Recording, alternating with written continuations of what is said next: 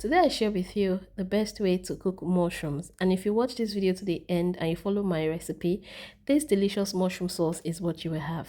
So here are the ingredients. I'll be using one long red pepper, one scotch bonnet pepper, two onions, and several colored bell peppers. I'll set this aside and then I'll show you my eggs. Of course, you can choose not to use eggs. I'd also be using some chicken, which I'll be frying much later in the video. Sliced tomatoes. There's a reason why I sliced my tomatoes, and I'll let you know as this video continues. Of course, what is mushroom sauce without mushrooms? Now it's time to clean my mushrooms. So if you've watched this video to this point, why not like this video, please? Leave a comment, share this video, and of course subscribe to my channel. Thank you very much. Now it's time to slice my mushrooms. If you feel slicing mushrooms is too much work, you know what, I'll suggest that you buy already sliced mushrooms from the grocery store. The reason is because you cannot afford to miss out on the amazing benefits of including mushrooms in your daily meals and in your diet. Mushrooms are healthy and they're low in calories, plus mushrooms are also low in fat. What if I told you that mushrooms are high in nutrients and fiber? Plus, mushrooms are a good source of protein, potassium, selenium, and even vitamin C. Okay, have I been able to convince you on why you should add mushrooms to your daily meals and make sure you include them to your diet? And also, of course, follow this recipe, try this recipe, and tell me how it turns out. Now it's time for blending and slicing. I'll start by slicing my bell peppers, and I'm slicing my green bell peppers first. So let me show you what they look like. These are my green bell peppers right here. I'll pour these green bell peppers in a bowl, and then I'll go on to slice the red bell peppers, the yellow bell peppers, and lastly the orange bell peppers. Now it's time to make my pepper mix. I already have my onions in the food processor, and I'm simply adding my tomatoes. The reason why I slice my tomatoes is to maximize my food processor to its full potential. Why? Because I noticed that every time I put my tomatoes in a food processor without slicing them, my food processor doesn't contain a lot of tomatoes and peppers. But every time I slice my tomatoes and peppers, I'm able to blend everything I need to blend in record time efficiently, and then I go on to do other things. So that is why I sliced my tomatoes, to work faster, more efficiently, and to save time. So let me show you what my tomato mix looks like. You do not want your tomato and pepper mix to be too smooth, and you do not want your tomato and pepper mix to be too rough as well. But this texture that you see is the perfect texture. I'm going to set this aside and start frying my chicken.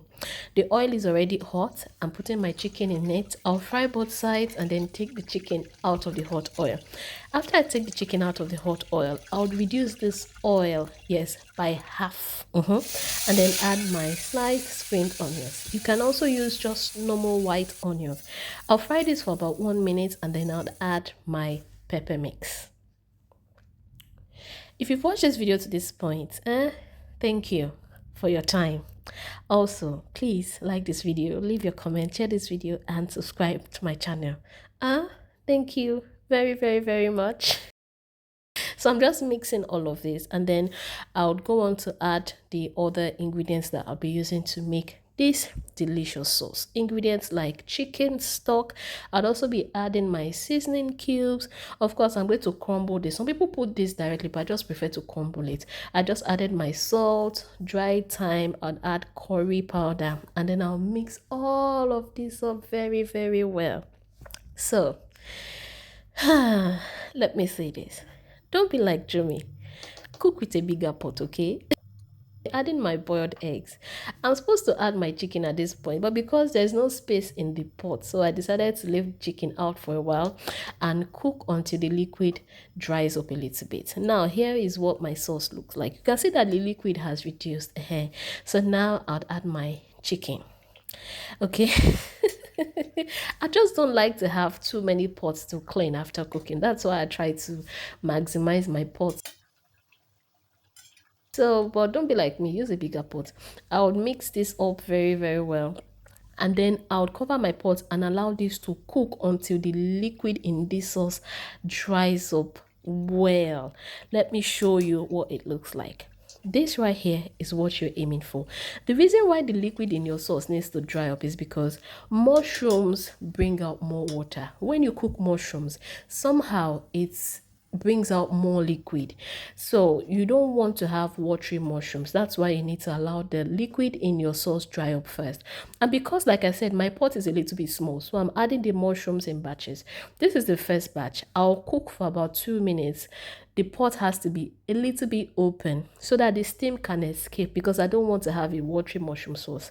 Even at that, you will still notice the extra liquid in the sauce, but it's fine. This is not too much. It's manageable.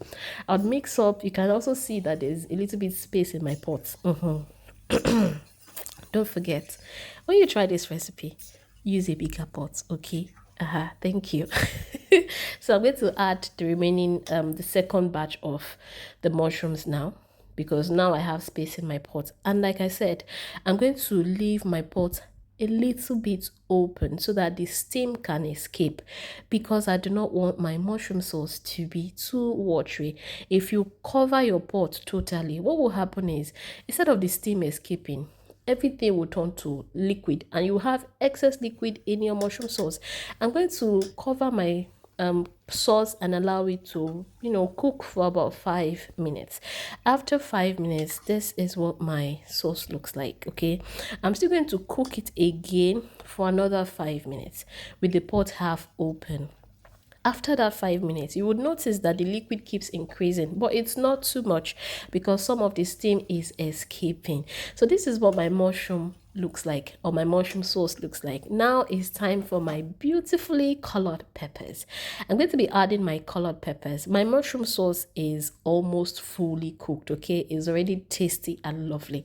I'm going to be adding some of my colored peppers to this, and then I'll mix this up very, very well.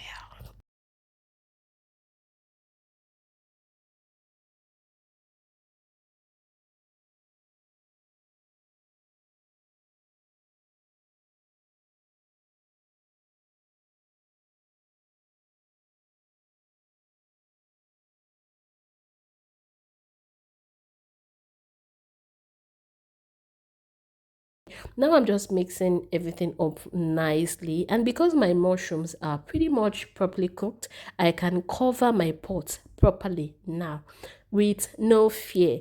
Okay, I'm going to cook this for about 5 minutes, and this is what it looks like after 5 minutes. You will notice that there's still a little bit more of liquid, but it's not too much.